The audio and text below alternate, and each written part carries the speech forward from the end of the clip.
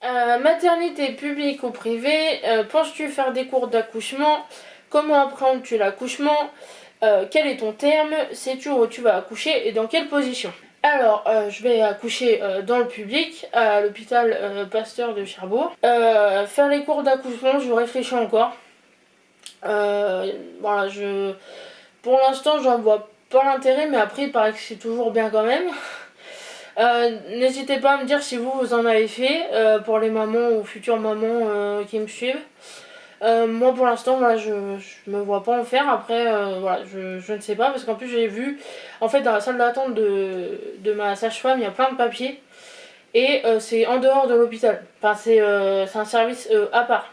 Donc je me vois pas me prendre la tête à faire ça. Après chacun ses choix mais pour l'instant, en tout cas, je sais pas. Comment apprends-tu l'accouchement? Je sais à quoi m'attendre. Je vais pas dire que je l'appréhende forcément. Bah après, c'est toujours toujours les mêmes peurs en fait que bébé n'aille pas bien, que moi je suis obligée d'avoir les forceps, une épisiotomie, c'est ça? Je ne sais plus. Enfin voilà, les écarteurs, les pinces, enfin tu vois, c'est la ventouse, c'est voilà de devoir subir une césarienne aussi, ce qui peut arriver. C'est toutes ces craintes-là en fait autour de l'accouchement, pareil la péridurale, même si je sais qu'apparemment c'est pas si terrible que ça, mais on te met un cathéter comme ça dans le dos quand même. Donc c'est ce genre de peur-là, c'est ce genre d'appréhension-là. Après c'est des petites appréhensions. Et voilà, je sais que je suis costaud quand même, donc il ne devrait pas y avoir de problème. Et on croise les doigts pour que l'accouchement se passe bien, mais voilà, c'est toujours enfin, c'est les appréhensions classiques. Mon terme, du coup, c'est le 17 avril. Voilà, on était situé sur mars-avril, et du coup, ça sera avril. Le 17 avril, et ça ne sera pas un poisson d'avril. Sais-tu où tu vas accoucher, du coup, je viens de vous le dire. Et dans quelle position? Bah, dans la position dite classique, des jambes écartées sur le dos. Je regarde beaucoup de vidéos d'accouchement et je respecte énormément les femmes qui accouchent dans l'eau ou j'ai vu un TikTok récemment. La jeune femme a couché à l'envers, enfin à genoux sur son lit d'hôpital. Elle en bavait la pauvre, c'était terrible, mais je me vois pas. Enfin, si j'ai possibilité de faire dans une position, enfin, dans la position classique, oui. Enfin, voilà, je me suis pas. Je sais pas du tout comment ça va se passer en fait, donc si. Je ne sais pas. Voilà, pour l'instant, je vois la position normale. Après, ça sera sûrement à voir avec le staff médical. Au vu du fait que ça soit dans le public et que ça soit une matière des plus classiques, il n'y a pas de service adapté. Voilà, ça sera sûrement la position classique. Mais moi, je me vois pas accoucher autrement pour l'instant. Alors, une question pour nous. Vous sentez-vous soutenu dans cette grossesse? Ah oui, ça c'était pour moi. Est-ce que ça te donne des envies de nouveaux projets? On peut la mettre à nous deux. Est-ce que ça nous donne envie de faire de nouveaux projets?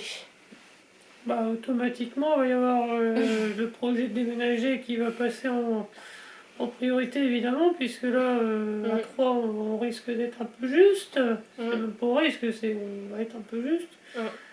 Donc voilà, déjà, voilà, il y a ce projet-là. Et puis après, bah, je pense que ça viendra peut-être au fur et à mesure que l'enfant grandit. Voilà, on verra bien. Mais là, maintenant, la priorité, c'est la question du logement. Mais on en reparlera après, il y a des questions sur ça.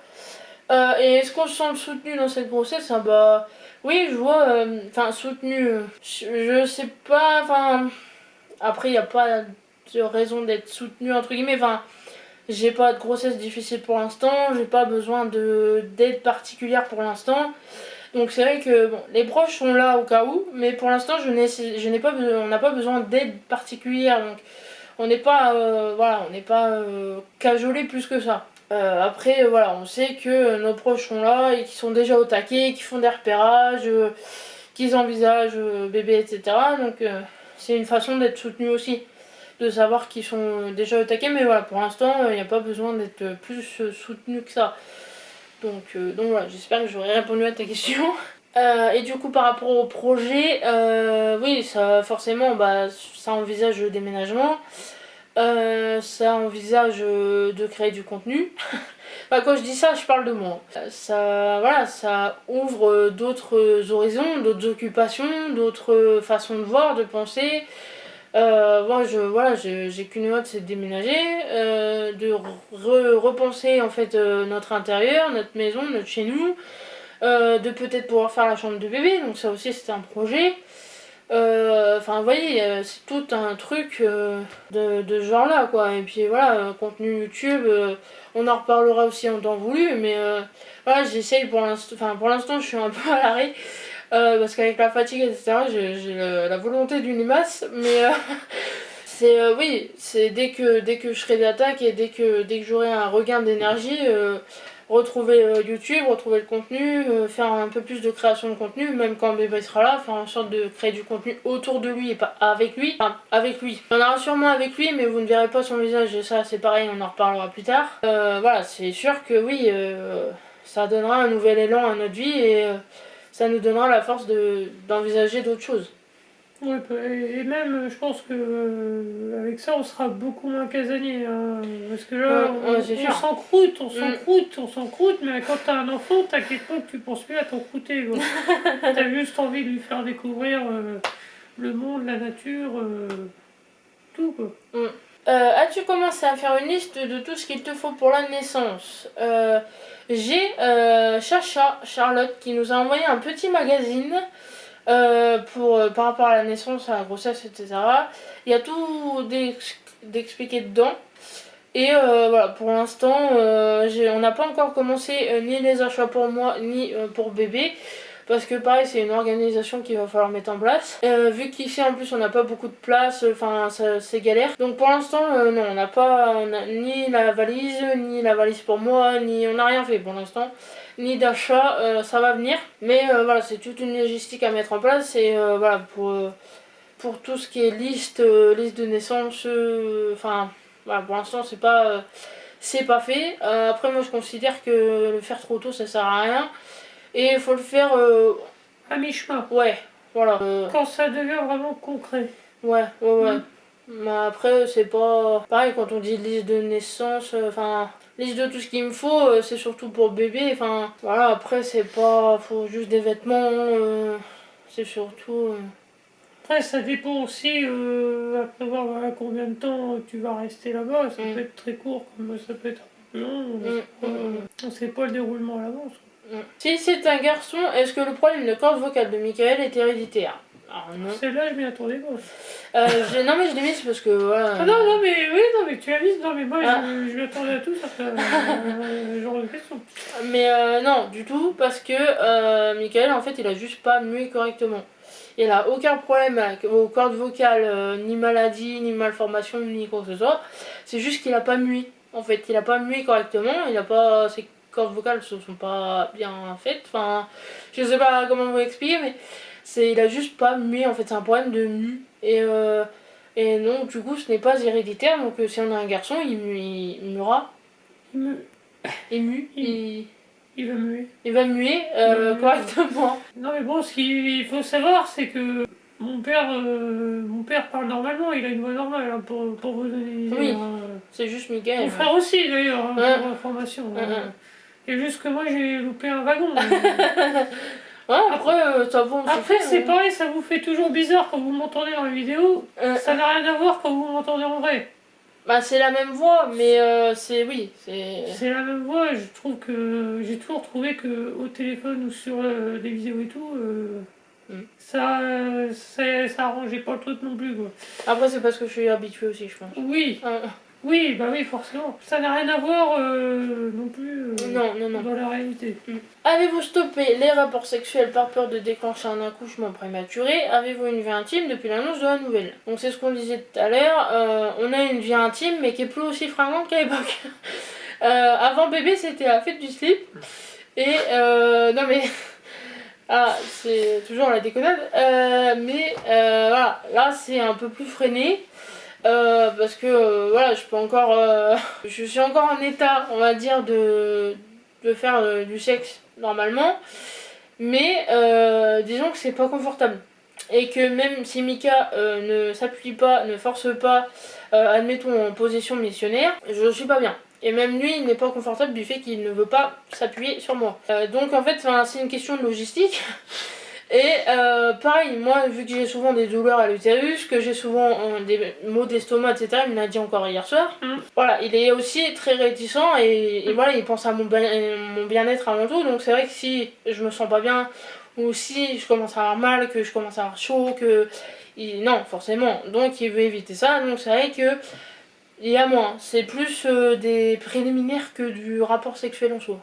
Après, moi, je le vis pas mal, étonnamment. Non, on n'a pas de... Il y a toujours cette envie de rapport sexuel, forcément, c'est les phéromones, les hormones, etc. Enfin, c'est l'envie est toujours là. Hein. Je vous apprends rien quand on est adulte et qu'on a une vie sexuelle, c'est forcément il y a l'envie d'un rapport sexuel, mais c'est pas, on n'est pas autant frustré qu'avant. C'est beaucoup de questions. On n'est pas, il n'y a pas cette frustration comme il y a pu y avoir avant. En fait, c'est bizarrement, c'est pas grave.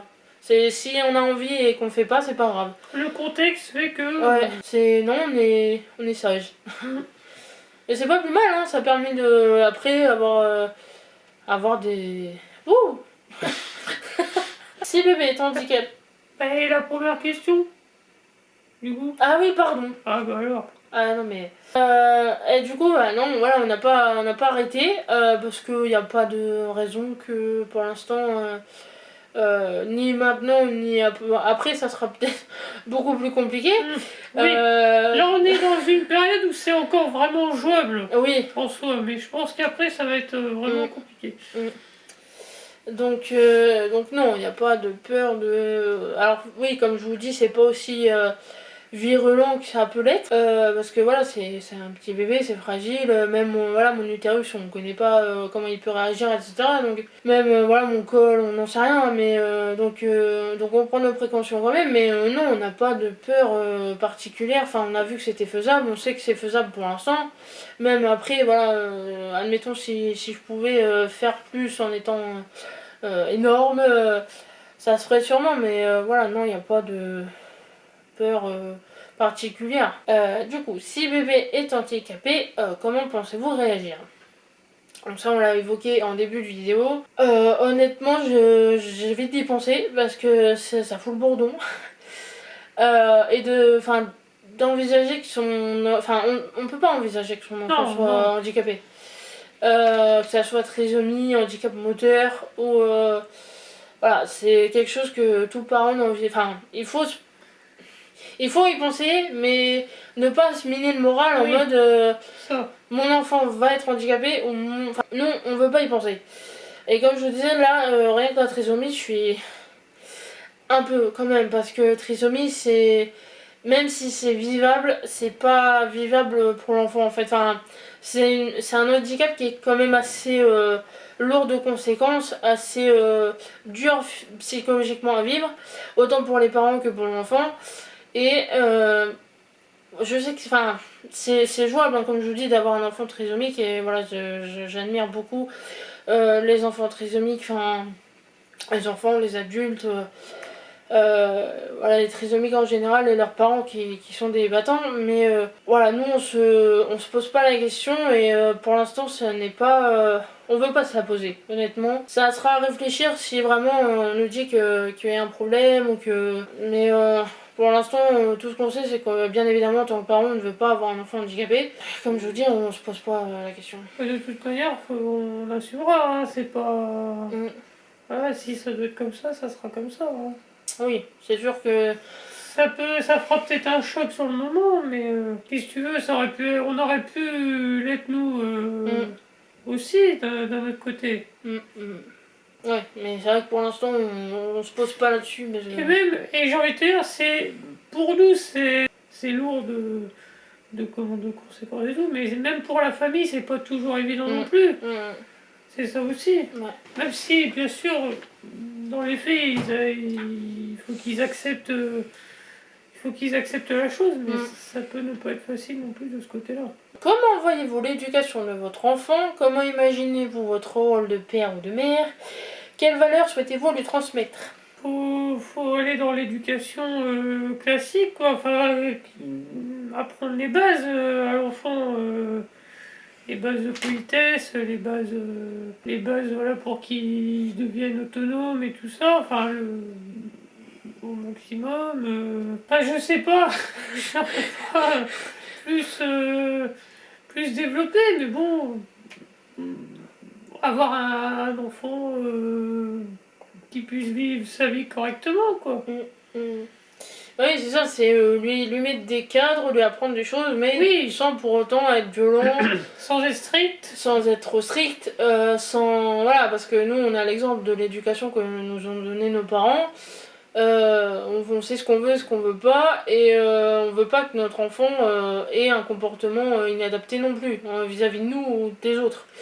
Donc voilà, on travaillera sur la bienveillance, l'autonomie, La politesse, oui, mais sur toutes ces valeurs, voilà, comme ça, qu'on a et qu'on veut transmettre. Voilà, la gentillesse, enfin, tout un tas de trucs qui nous définissent nous et qu'on veut forcément donner à notre enfant, quoi. Se définir en tant que père ou mère, c'est être présent, c'est être à l'écoute, c'est être... Enfin, pour moi, tu me diras ce que tu en penses après, mais c'est voilà, c'est mettre voilà, des cadres, des barrières, enfin, être...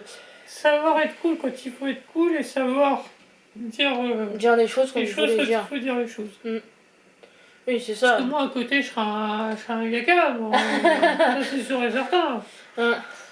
C'est sûr que, enfin, voilà, pour vous donner un exemple, moi j'ai jamais... Enfin, faut pas crier sur un enfant. Ça sert à rien.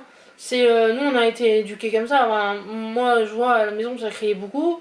Ça m'a pas empêché de me rebeller. Enfin, ça m'a même forcé à me rebeller en étant plus jeune.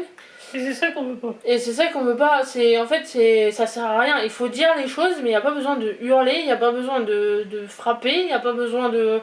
on veut pas que notre enfant il ait un comportement, voilà, comme je vous disais, inadapté par la suite, du fait que nous ne sachions pas réagir. Alors je dis pas qu'on va être des parents parfaits et que peut-être qu'on criera ou peut-être qu'on en aura les fesses. On peut pas savoir à l'avance. On peut pas savoir, mais le but ça va être de mesurer nos paroles, mesurer nos actes et se dire bah si je réagis comme ça, mon enfant lui il va réagir de telle manière et ça va pas forcément donner le résultat escompté. Donc on va partir sur ça. Alors les dernières questions. Ah déjà, je Ah pensais oui, que quand même. j'étais plus. Ah non. Ah là, dis donc. Ah, ça fait beaucoup de questions quand même. C'est-à-dire qu'il y a des questions dans les questions. Bah oui, j'ai tout regroupé, c'est ce que je disais, ouais. Avez-vous peur de la réaction du chat? Oui. C'est-à-dire qu'à l'heure actuelle, il en a rien à buter de sa mère. Enfin, parce que voilà, c'est mon fils, donc je suis sa mère. Et c'est son père. Et il en a rien à péter. C'est-à-dire, des fois, je lui montre mon ventre et je lui dis viens faire un bisou, tu sais. Enfin, je lui parle en mode c'est mon enfant, il va avoir un petit frère, une petite sœur. Il en a rien à péter. Donc on se dit, bah on espère que quand il y aura le bébé, il va changer de comportement et être gentil, quoi. Je suis désolée, il est exactement dans le même état d'esprit que toi. C'est-à-dire que toi, là tout à l'heure, tu disais tant que le bébé ne bougera pas concrètement et tout ça, tu ne croiras pas qu'il y a un bébé et tout. Le chat, c'est pareil. Oui, c'est vrai. Tant qu'il n'y aura rien de concret, Rien à foutre. il fera sa vie pareil. Normal. Donc La chance qu'on a, c'est que quand la grossesse va vraiment arriver à un point important, c'est qu'on sera à une période où le chat va beaucoup être à l'intérieur. oui, Parce qu'en ce moment, en hiver, il ouais. va grouiller toute la journée et tout ça.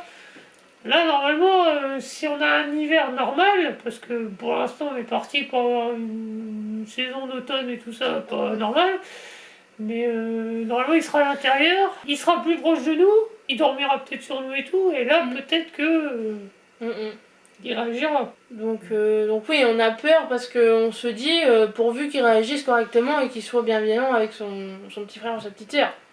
C'est le nombre de vidéos de chats ou de chiens qu'on voit avec des bébés qui sont adorables. Enfin, on se dit, mais pourvu qu'ils soient comme ça, enfin, je vois par exemple, normalement on dit qu'il faut pas laisser dormir les animaux avec les enfants. Moi, si mon chat il va dans le berceau, je lui dis rien. Hein. Moi je veux justement qu'il ait un lien avec son petit frère ou sa petite sœur. Il montre qu'il protège. Bah c'est ça. Et moi c'est nous c'est ce qu'on veut, c'est qu'il montre de l'affection avec le bébé, quoi. Donc on a peur qu'il réagisse autrement. Mais c'est comme si demain on lui ramenait un chien, donc... Après, je trouve qu'il est sociable quand même. Oui, c'est mieux, en vieillissant, Ouais. avant sa mère elle pouvait pas le toucher, maintenant elle le caresse, En même tout le temps, monde peut elle le le toucher. guette à chaque fois qu'elle le voit aussi. Oui, il a peut-être pigé ça, vous dire. Oui, je pense. C'est plus de l'intimidation auprès de ma mère pour avoir ce qu'il désire. Parce que ma mère, elle aime trop les animaux et à chaque fois, il faut qu'elle ramène le petit truc de bouffe et tout pour faire plaisir aux choses. Ah bah la dernière fois, là, j'étais derrière exprès. Hein. Elle sait que j'aime bien les charcuteries, elle lui ramène exprès. Je vous rassure, c'est toute petite dose. Hein. Ouais, c'est une crotte pour le chat, le reste pour nous. C'est une toute petite crotte. Hein. Elle lui donne pas la pot, boîte. Hein. Votre appartement peut avoir la place d'accueillir un enfant ou vous allez devoir changer? Souhaitez-vous déménager avant la naissance? Quand allez-vous faire la chambre de bébé? Si vous ne pouvez pas déménager, avez-vous peur d'être à l'étroit? Alors, non, nous n'avons pas la place d'accueillir un enfant. Alors, les premiers temps, oui. Mais il va falloir qu'on déménage assez vite. Pour vous dire, on a prévu un cododo. Voilà, parce qu'un cododo c'est assez petit et c'est à coller au lit. Mais un gros berceau, un lit à barreaux, c'est pas possible. Pour vous dire. La table allongée, ça sera sûrement la table de la salle là, avec un matelas, une petite baignoire ou quoi que ce soit, parce qu'en plus on a une douche, on n'a même pas de baignoire. Non, il n'y a pas du tout de place, c'est juste nous deux. Y a un enfant, il n'y a même pas la place d'avoir un chien. Un petit chien. Voilà, un petit chien. Rikiki. Non, mais on est très très serré ici, on est très à l'étroit, et du coup il va falloir obligatoirement déménager. Ou alors il faudrait tout réorganiser. Et avoir des plus petits meubles. Et minimiser. Mais moi Là déjà on arrive à minimiser ou à ronger au mieux la baraque. Moi je pense qu'on va arriver au maximum. À 2 déjà. Alors à 3 je ne dis pas. Donc oui, on va devoir déménager. Souhaitez-vous déménager avant la naissance? Moi oui. Je crois qu'il y a encore... Non? Moi dans l'idéal oui. Ouais. C'est sûr, c'est toujours mieux d'accueillir le bébé dans la nouvelle maison. Bon bah après ça va dépendre du déroulement des choses. Hein. De toute manière là voilà il y a le dossier à revoir auprès des bailleurs sociaux. Puisque là on va être obligé de repartir vers les bailleurs sociaux du coup. Et puis de toute manière au travail j'ai une assistante sociale voilà. Avec laquelle je vais prendre rendez-vous pour, sait-on jamais, peut-être nous aider aussi sur cette voie-là. Pas que, hein, bien sûr, mais en particulier parce que je sais que quand on passe par une assistance sociale, ça peut aider. Mais voilà, si c'est avant, tant mieux. Si c'est après, il faudra que ce soit le plus vite possible en tout cas. Parce qu'un bébé, ça grandit vite. Du coup, quand est-ce qu'on va faire la chambre? Bonne question. En fait, la chambre de bébé, ça sera quand on aura déménagé, puisque ici, la chambre de bébé, ça sera notre chambre, donc je ne me vois pas décorer notre chambre déjà par rapport au bébé, et en plus, si c'est pour déménager un mois après, ça sert strictement à rien. Donc la chambre de bébé, elle sera envisagée dans la future maison. Et si vous ne pouvez pas déménager, avez-vous peur d'être à l'étroit? Évidemment. Là on envisage le strict minimum, mais c'est vraiment pas agréable de se dire on va changer notre enfant sur la table. On va même pas pouvoir lui offrir un vrai bain. On va pas pouvoir le changer sur un truc adapté.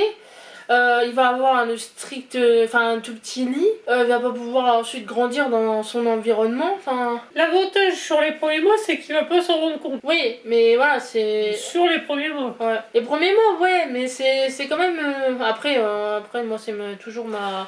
En sachant que si on arrive à déménager assez vite et qu'on arrive à faire sa chambre assez vite, il n'y aura pas de chichi non plus. C'est-à-dire que même dans sa chambre, ce sera le strict minimum. Parce que moi, j'ai vu, quand on est allé on avait été à Orchestra, qui est une enseigne que pour les bébés, du coup. Enfin, les bébés ou vraiment les petits-enfants. J'ai vu, mais il y a une tonne de trucs. Je me dis, mais non, mais il n'y a pas besoin de tout ça. Donc là, ce serait vraiment le strict minimum. En sachant que de toute manière, en plus, on est bien d'accord sur une chose, c'est que on achètera le moins possible du neuf, en plus. On sait déjà qu'on va peut-être pouvoir récupérer des trucs. Ce qu'on récupérerait pas des proches et tout ça, ce sera... On essaiera de taper dans le local le plus possible. Là, pour l'instant, on peut pas plus s'avancer sur le sujet de la chambre. Oh, je suis désolée. Et sur le fait que ce soit les trois, oui, là, effectivement. Non, c'est beaucoup trop petit. Et même nous, on commence à saturer un peu. Enfin, là, je suis pas encore énorme, mais je vois, ça va être très compliqué Oui. quand je vais être, Oui. je vais être obligée de manger en bout de table parce que je peux plus passer entre les meubles. Je vais être obligée de. Ça va être très très compliqué. Même la douche, à mon avis, je vais pas pouvoir rentrer dedans. Hein. C'est pour vous dire à quel point c'est petit. Hein. C'est que là, déjà, faut se frayer un chemin. Mais non, là, faut vraiment qu'on Ou alors, au déménage. fur et à mesure, faut enlever les meubles. Ouais, mais c'est pas le but, t'achètes pas des meubles pour les renlever. Quoi. Non, mais les enlever en attendant de déménager. Je veux dire. Ouais. Mika, comment imagines-tu l'organisation quotidienne après l'arrivée du bébé? Cela m'intéresse. En sachant que je travaille tout le matin. Pour moi, l'organisation, c'est que je vais pouvoir m'occuper de bébé principalement, et j'ai bien principalement, La la journée. journée. Donc au pire, ça pourra faire souffler madame. Puisque je vais m'occuper de lui la nuit, comme je le fais déjà avec le chat, j'ai un entraînement. Hein. C'est me lever la nuit, je sais. Sachant que moi, le matin, je me lève à entre 3h30 et 4h. Ouais. Pour vous donner une idée. Donc moi, à partir de là, je peux m'en occuper à la limite avant de partir au boulot, Non, quitte à presser la miche pour le reste. Non, le but c'est pas que tu te presses. Mais elle pourra respirer Mm. la journée, puisque la journée, je prendrai, je me poserai quand même. Oui. Ça va de soi, parce que bon, j'aurai quand même une boule dans les pattes. Bon, autant il y a des journées, ça va. Il y a d'autres où c'est plus costaud, mais moi principalement, ouais. Comment vis-tu la grossesse? Alors moi, franchement, je crois que j'ai jamais été autant détendu, je crois. Enfin, excepté les petits tracas à côté qu'il peut y avoir, mais il y a encore quelques mois, j'aurais été peut-être tendu, inquiet ou quoi que ce soit, là. Alors, là, ce qui sera peut-être le plus compliqué, ça sera peut-être par moment de te supporter, je sais pas, parce que Oui, pour l'instant, ça forcément. va. Pour l'instant, ça va. Bon, j'ai des envies, mais ça va, je suis pas... Il est gentil.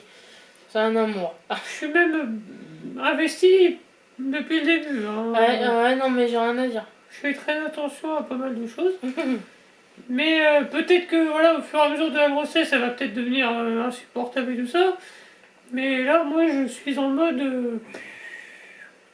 voilà, je laisse faire les choses.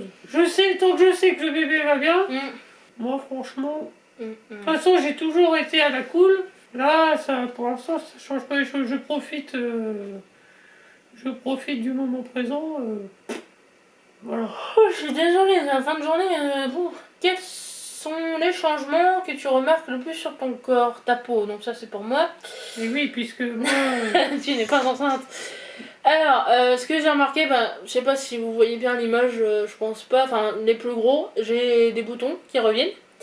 Mon front, c'est du crunch. Voilà, j'ai plein de tout petits boutons. Alors, ils sont plus ou moins secs, mais voilà, j'ai toute une constellation de tout petits boutons sur le front. Moi, ça me fait une espèce de granulé sur le front.